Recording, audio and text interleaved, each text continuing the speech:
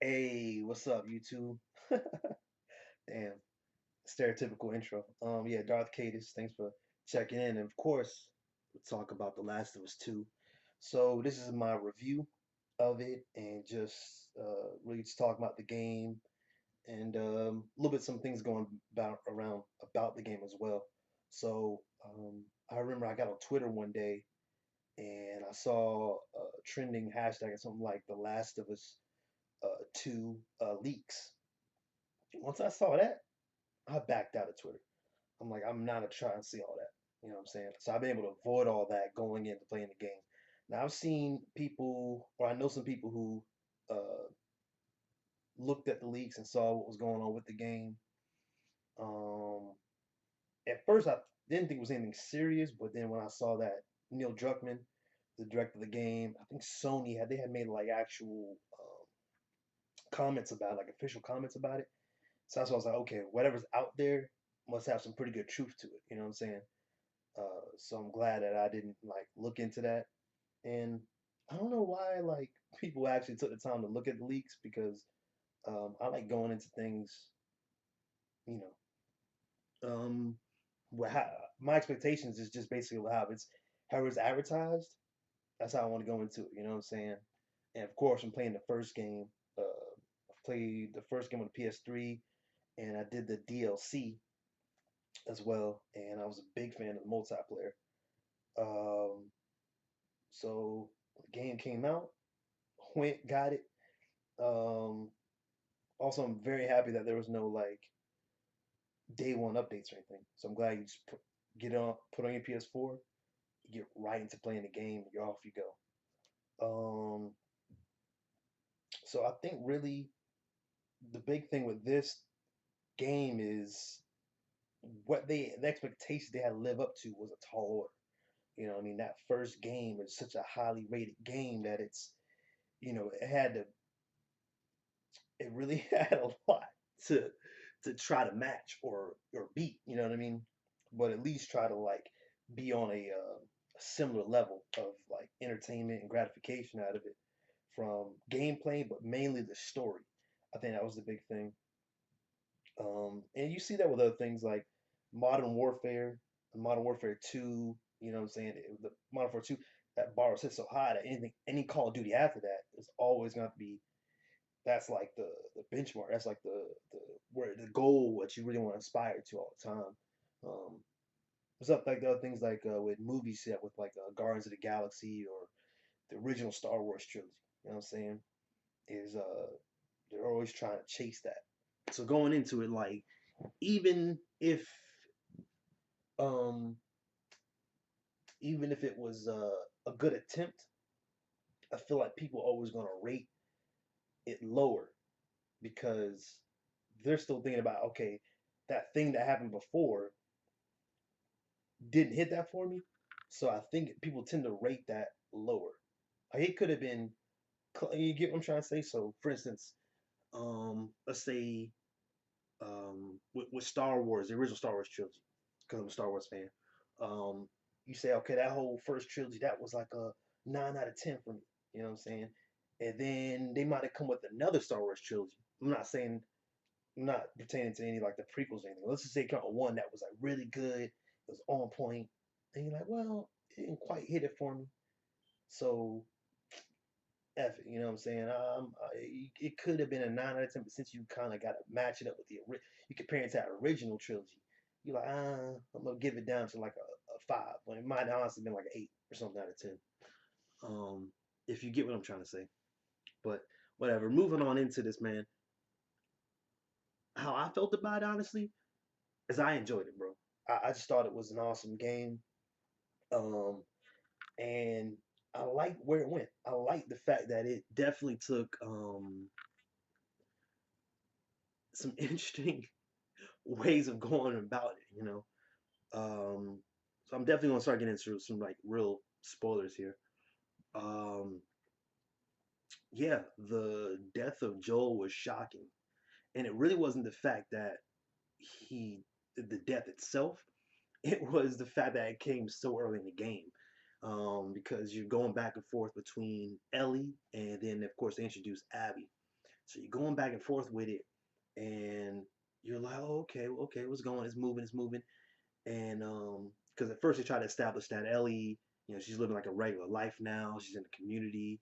She's got friends and people that care, and her and Joel been living like, and Uncle Tommy and all them living just a regular life, I guess, especially in in a world like that where it's like that apocalyptic world like that, and they're able to have some stability, you know, and they were building this community.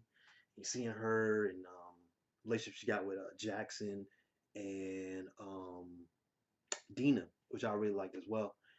And then you get it starts going, and they introduce the Abby girl, and okay, you start playing Abby back and forth.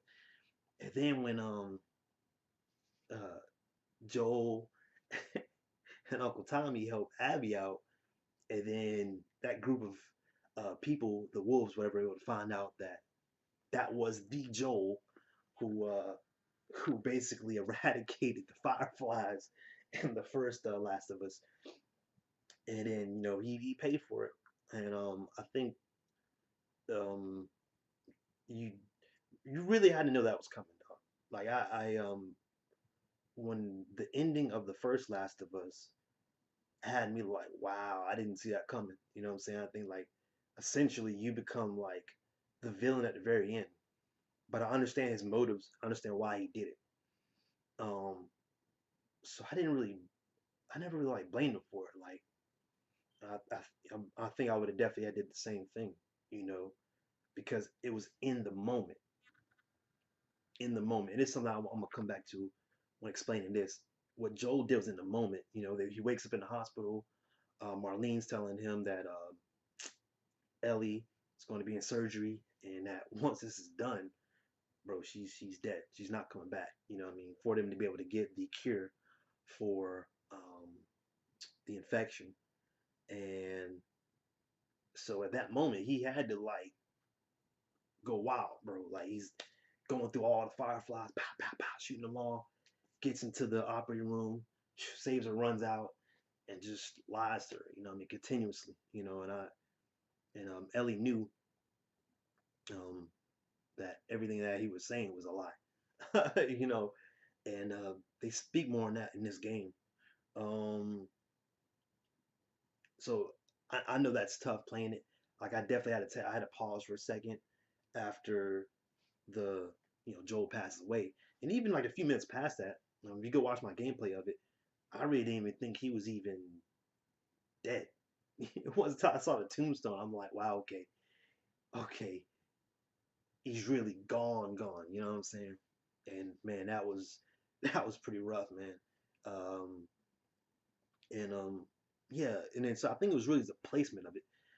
If I'm what how my one expectation of how I thought about it, I didn't know if that would come up in this game because the way it was advertised was that um, Ellie was gonna seek revenge for Dina.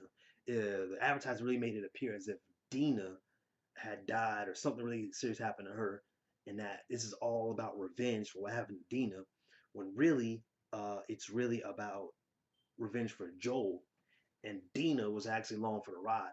And I had seen a um, there's a YouTuber video I had watched, and she was talking about the story for Last of Us 2, and she was commenting on it. But the crazy thing is, she had said that, oh, I don't play these types of games. Didn't play the first game.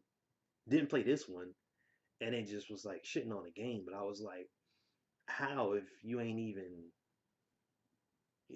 play the game? Like, how you gonna shit on a game that you ain't even take the time to even play or know about? You know, and I told um, I was like, in the comment section for that video, I know she brought up the fact about how it was advertised, and I'm okay with the way they advertise it because this isn't like we haven't seen this before. Marvel, one of the juggernauts in the movie game in entertainment right now, they did that with Captain America: Civil War. That was the third Captain America game, or I'm sorry, movie.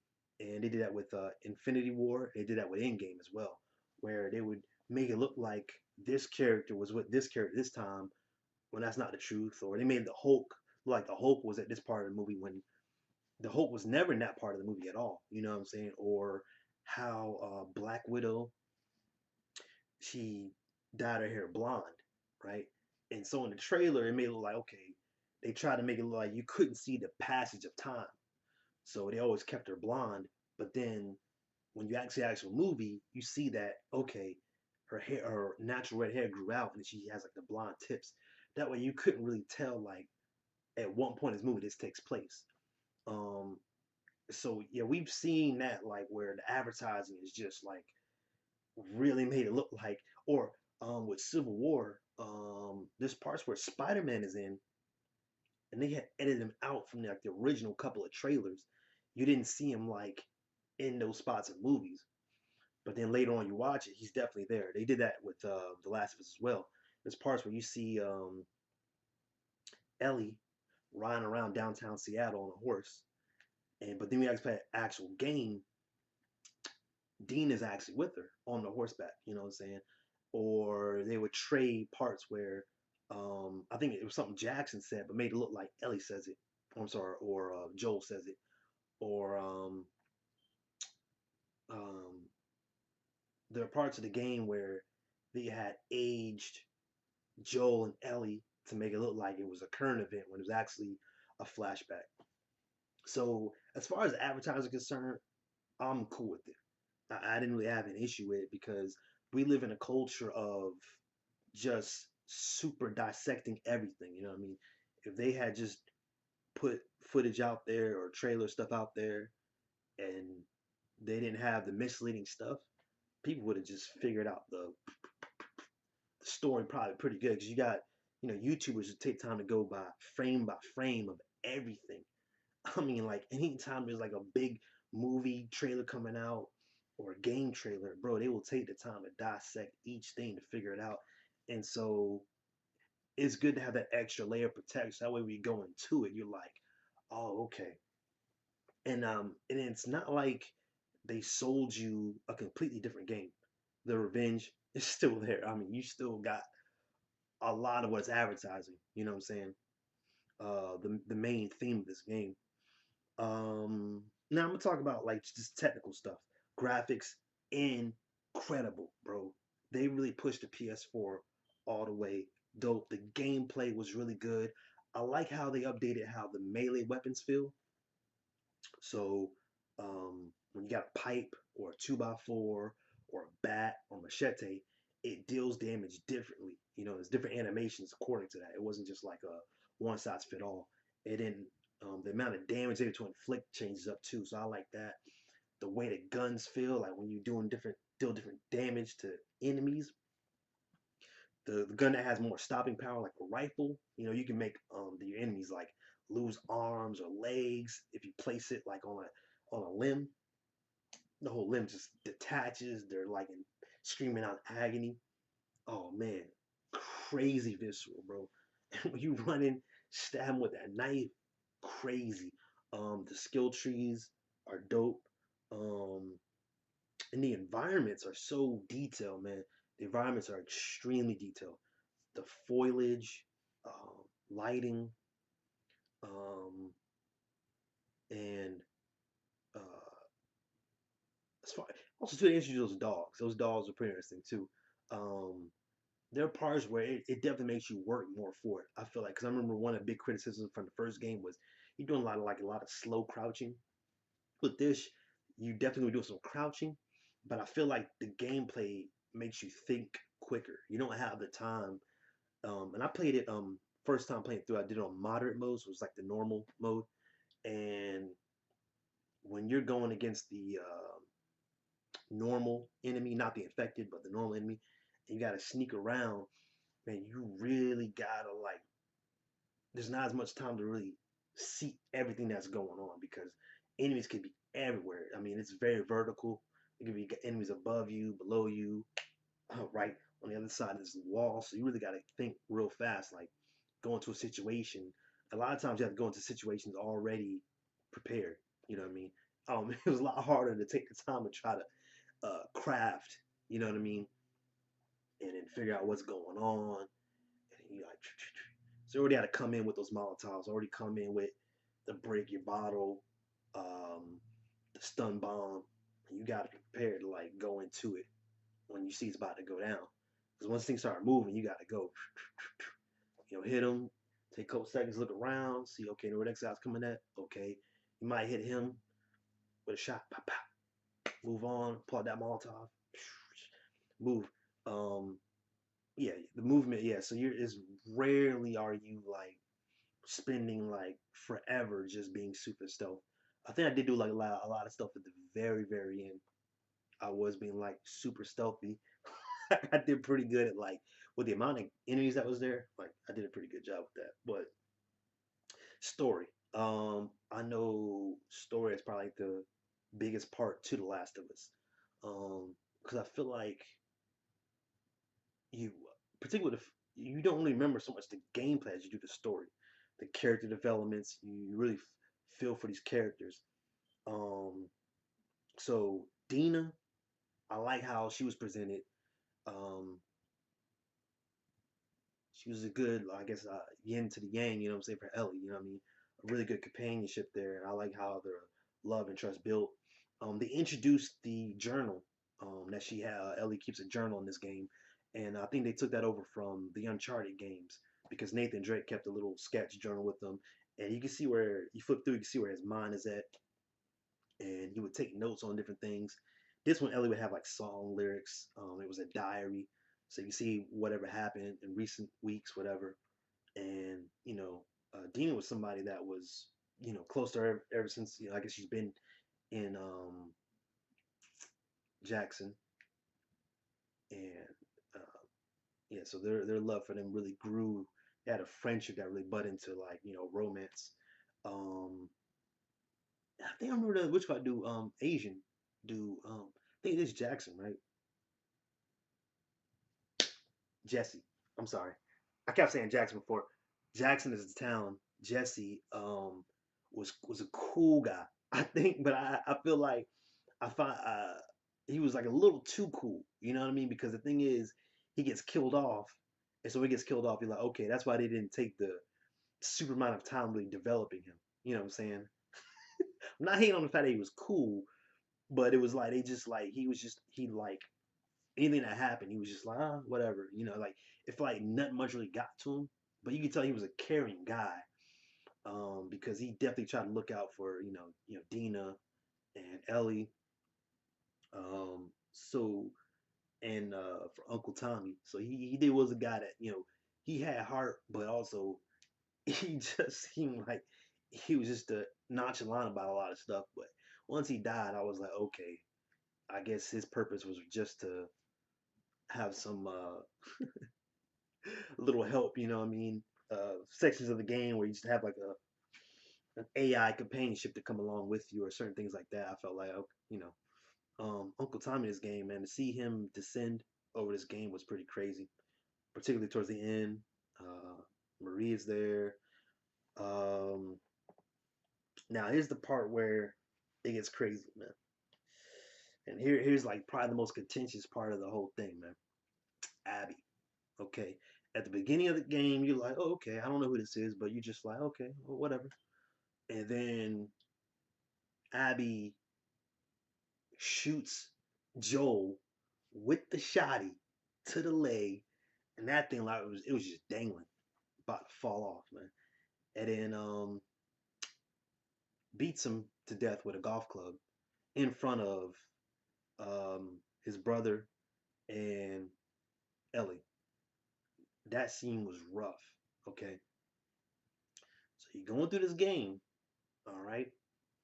Go to Seattle, track down all the people that was there in that group who was there when Joel got murdered, and then you're trying to make your way to the last person, which was Abby. All right, Abby shows up. You're like, okay, this is it. This is about to be the we're getting towards the end of the game now. You know what I mean? It's about to be the boss stuff right here. It takes the time to go back 3 days, and you have to play as the Abby point of view. So you have to play as the person who just killed one of the most beloved characters, not just in this game, but just in gaming, period. Joel is cool as hell, bro. Like Joel, like, he went through some stuff, and you really empathize and sympathize with him. You know what I mean? But I felt like he was always trying to do the right thing, even though what he did was horrific at the end of the last game. That was our dude. You know what I mean? And then you got to play as the killer, and then you start discovering how long of a game this is. This is like a 30+ hour long game, and um, I was like, wow. Once the Abby thing started going, it's like it took me a couple hours really get into playing as Abby, but yeah, you discover that Abby's the daughter of the surgeon that Joel had killed, and after the Fireflies, had that big major loss like that, they had to just basically pack up camp and just decide to head out to Seattle and join another faction because the Fireflies were just done with basically. Joel wiped them out, and I started to get into the gameplay because the way she's built. She's a bigger, muscular woman, so it was kind of cool how she does like her finishes, where she's like bashing the head, where she's like stomping on them and stuff. I really, I really got into it. You know what I mean? It took a minute. It is jarring. You know what I mean? You're like, okay, you got to play as this other character, the Joel killer, and I can understand why that's so rough. And I think it's also just comes with the medium, because basically, I was telling a coworker, shout out to Isaiah, but I was telling him that basically the structure of this game is very similar to, and the story, some of the story beats is similar to Black Panther. Okay, because this game is you're basically dealing with the sins of your father, right? So with Abby, her dad was a surgeon. He had to grapple with, okay, he's about to take this young girl's life, but it felt like it was necessary in order to save humanity, mankind. Joel comes in and it wipes out who essentially are the good guys. You know what I mean? But he becomes like the villain. So with this game, both Abby and Ellie are dealing with um, the effects of what their fathers did, and so it does very similar to like with how the story goes with Black Panther. Um, Killmonger's introduced a little bit at the beginning in that museum scene, and then most of that beginning movie is really based around T'Challa or Black Panther. But then there's a point where T'Challa finds out about Killmonger and some of his backstory, and then from then on, it really focuses around Killmonger. It's very Killmonger centric. You know what I mean? And I know I keep using Marvel references a lot, but I feel like it really works for this game. It's rough, like wow, seeing that happen to uh, T'Challa like that, and then you're seeing okay, now you're at the viewpoint of what's like the enemy or the antagonist, right? You're taking that point of view. It's tougher with this medium of video games because you're controlling that character. You know what I mean? So it's like it really it's a mind fuck for real because it's like really messing with your brain. It's like wow, you become that character in a way, so it really messes with you. You know, particularly once you run through the course of the Abby gameplay and her storyline ends back at the theater, just like how Ellie's. That's why they first meet up after the death of Joel, right? And then okay, I'm thinking at this point, once they meet up and you get to know Abby and the group of wolves that she hangs out with. And then, of course, we know Ellie, right, from the first game and everything that's been going on in the introduction of this game. You finally see them meet. And I'm thinking, okay, cool. I'm like, okay, the gameplay, I'm about to revert back to Ellie. I got to take Abby out now. But no, okay, you keep playing as Abby, and now you're having to take out Ellie. in the theater, bro. I was like, whoa, yo, that really blew my mind. That was crazy, ridiculous, but really enjoyed it. It's something crazy about that, like, cause you're. I seen comments too, where people actually let, um, apparently they played poorly as Abby during that match, so that Ellie could kill her several times because they wanted to see Abby get her.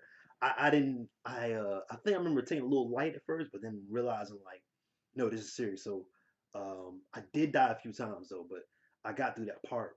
And it's tough watching. You're choking her out, Ellie out, and all that stuff, and that's crazy. Yeah, that was a weird scene, but it was really enjoyable because it's just different. You know what I mean?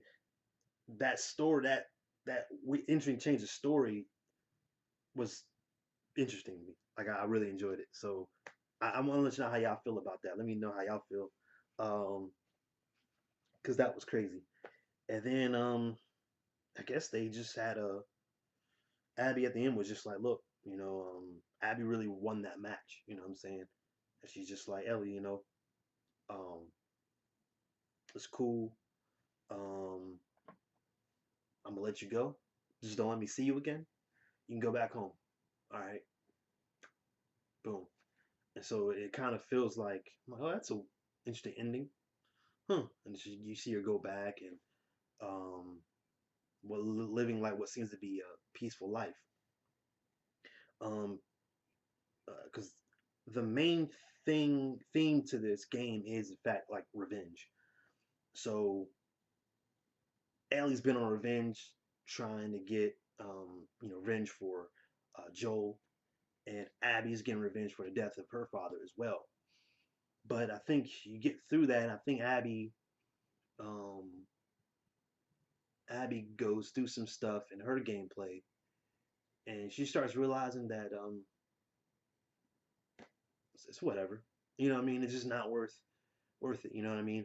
And she kind of takes on like a lot of notes of you know Joel from the first game. That was observation by my homie Isaiah. Yeah, she's really just like you're kind of just seeing okay Joel, right, and then Lev, um, the boy that she helps out, one of the scars, um, was kind of like Ellie. You know what I mean? So you're kind of like okay, that's what that is. You know what I mean? But after all that happened, Ellie gets back and home. Her Dina has her baby, um, and but she's clearly suffering from PTSD, and Uncle Tommy, he had a fake out death. You think he's really dead, and he comes back and he's like, "Look, I think I found out where Abby's at. We can go get payback." And you can tell life is really rough for him. He already has the messed up legs, so he's just like hobbling around. You thought he died, but he really got his eye blown out. So he's got one eye, but he's still going. He's got marital issues. And you can tell this is just driving him crazy too. You know what I mean? He really wants revenge for his brother Joel. And yeah, Ellie couldn't let it go. So she goes out to California, San Bernardino, to track down Abby. And she wants to finish the job. You know what I mean? She feels like she has to kill her. You know what I mean? And that part was crazy. I call that the Sarah Connor section of the game because she's got the wife beater on. She reminds me of Sarah Connor from Terminator 2. Um, and that had some interesting gameplay right there because I really was on some like action hero mode right there. um, but yeah, for those who played the game, you find Abby, and Abby's like her and Lev is like crucified on the beach. She's sunburned, emaciated faces sunken in, close to death, and Ellie cuts them both down, and they get on their boats, and Abby's gonna go and ride off. You know what I mean? And go somewhere safe. So it's interesting that if Ellie never made it to that beach, that uh, to help Abby, Abby would have died and suffered like all the way to death. But um, Abby and Liv is about to leave off on a boat, but she just couldn't bring herself to like let her live. You know what I mean? So they go through that final battle, and they're just brawling crazy. She starts choking Abby, and then she's got her about to have her drown in the ocean on the beach. And then she has this moment where she sees a peaceful Joel and decides to let Abby go. And Abby survives, gets back on the boat with Lev, and goes off. And bro, it's crazy because like um yeah, she was really going down that path. And then the stuff with the guitar I thought was interesting because she gets back home. You throughout the game you see Ellie play the guitar, and you can see that's her connection to Joel because Joel was a guitar maker. He was a guitarist, how to play guitars, and you get back home after that California trip, and really she loses two of her fingers to Abby. She had to get them cut off, whatever, amputated. Now she can't play guitar anymore. And yeah, she really let revenge really drive her to the point of like, you know, it was trying to get that revenge. You just digging yourself a bigger hole for yourself. You know what I mean? You're not helping anybody, but she was also stuck in a place where she couldn't deal. Like she couldn't express herself properly, even though she was living a life that she wanted on a farm with the woman that she loved. Man, she just couldn't deal with that and wanted to finish that payback. And yeah, it goes to another flashback that she has with Joel of the night that her and Dina kiss, and Joel talks about um, you know would he do it again to save uh, Ellie from that surgery? That which would have possibly led to the cure uh, to this mold spore infection they got going on, pandemic. And he's like, bro, I would for sure, I would definitely do it again, bro. you know, and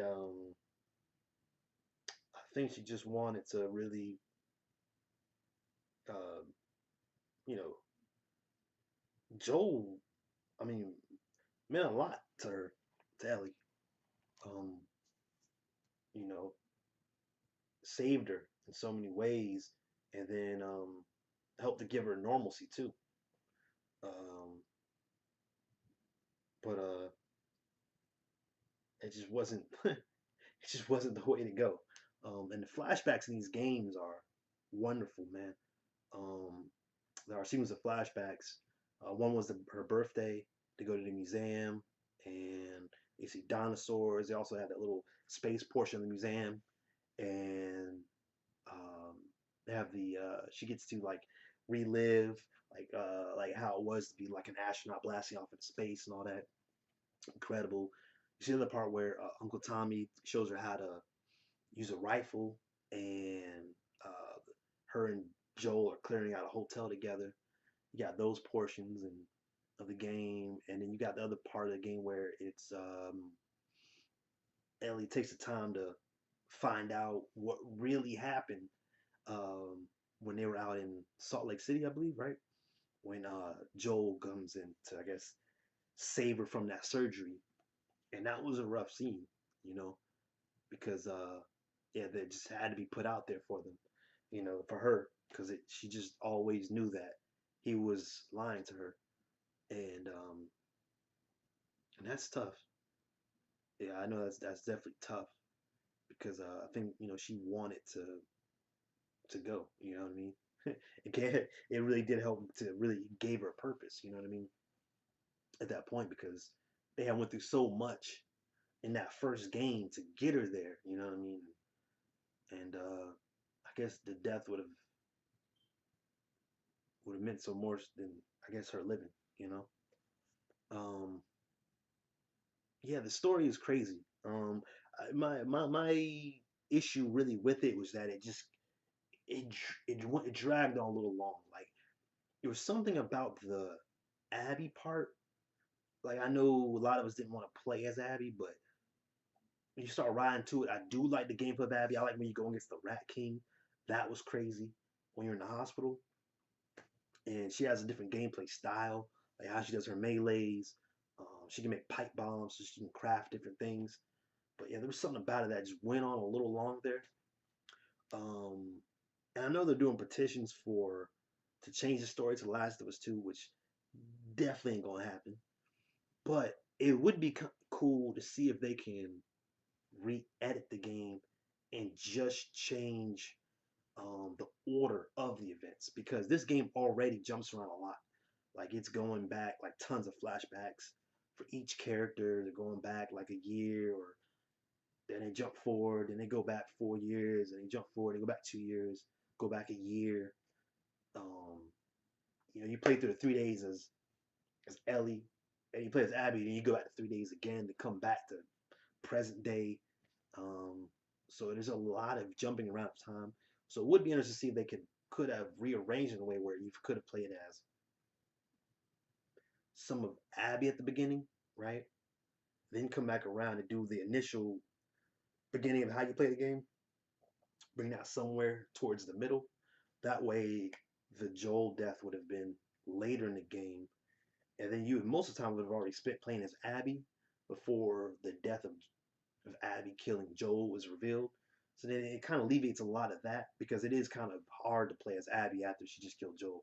If you play a lot of that at the beginning, that's already out of the way. So you ain't even have to deal with all that. You know what I mean? So yeah, I would be interested in that if they did release an update for like um a swapped order of the game because I don't think that really takes as much work. It took them forever to come out with this game. Games take a long time to happen, and I think they said they're not doing no DLC for this game. I'm not sure about the multiplayer. I would love to have that, but um, yeah, there's no DLC. So if they did like a re-edit to this, it would be dope. If they changed the order of some of this, it would be nice to see that. But jump scares in here had some good jump scares that were really dope. Uh, Dina Ellie relationship was dope. Um, the Abby and Ellie fight scene in the theater was crazy. The ending fight scene was crazy. Um, like when they brawling out there at beach, that was wild. Um, and the flashback moments, like I said, those were absolutely beautiful, wonderful, wonderful. Um, um, it like I said, the story does drag.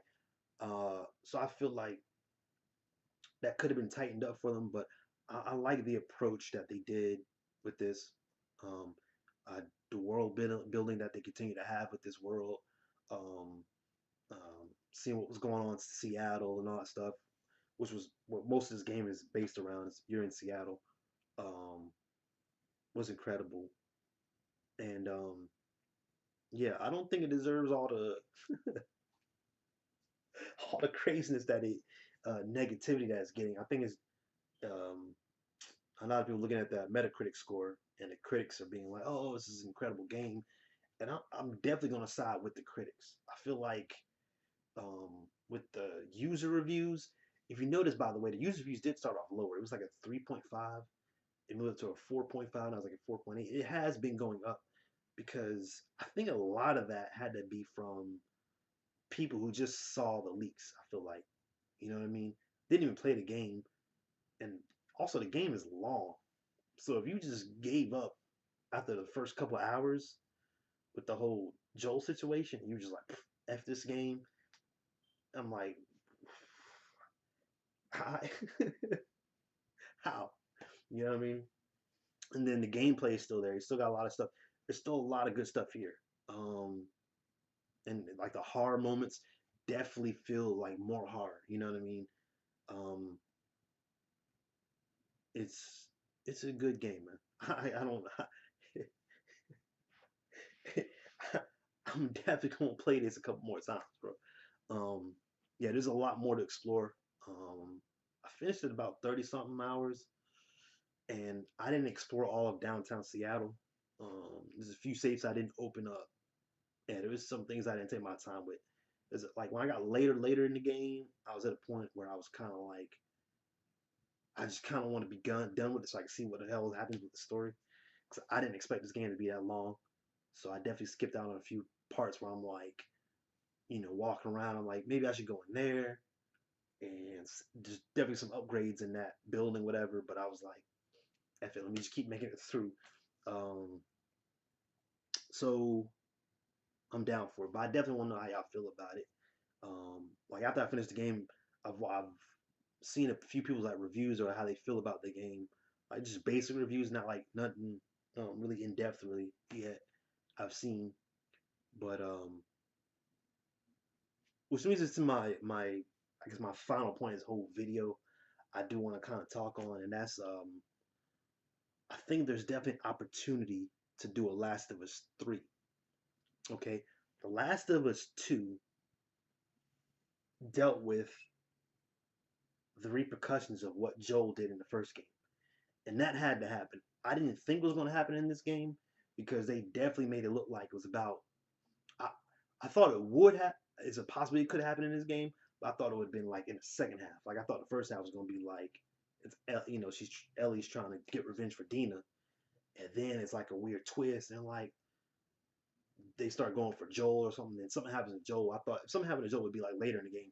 Being that early, it just got it out the way.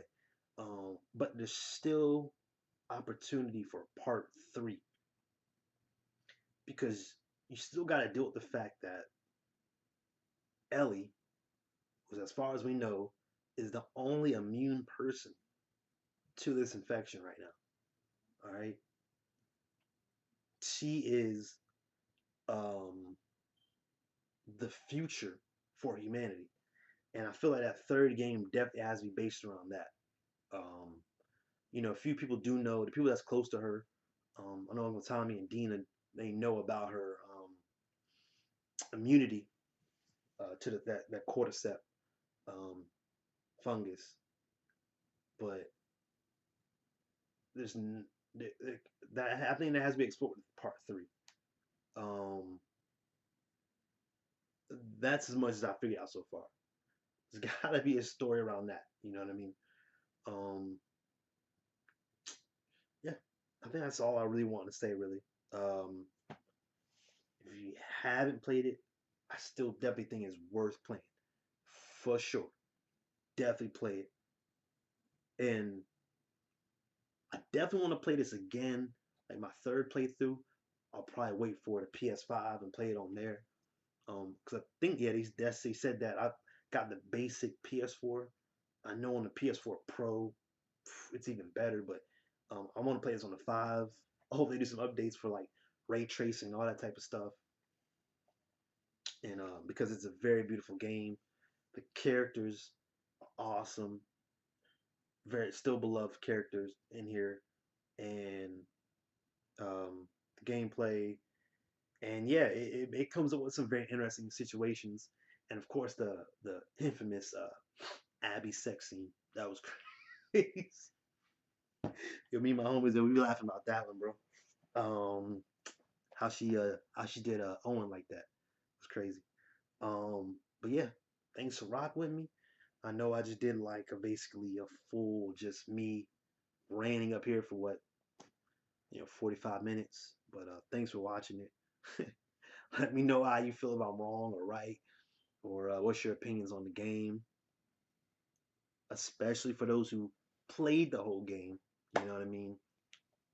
Don't be over here faking that like you played the game, talking about the game that you ain't never played. All right.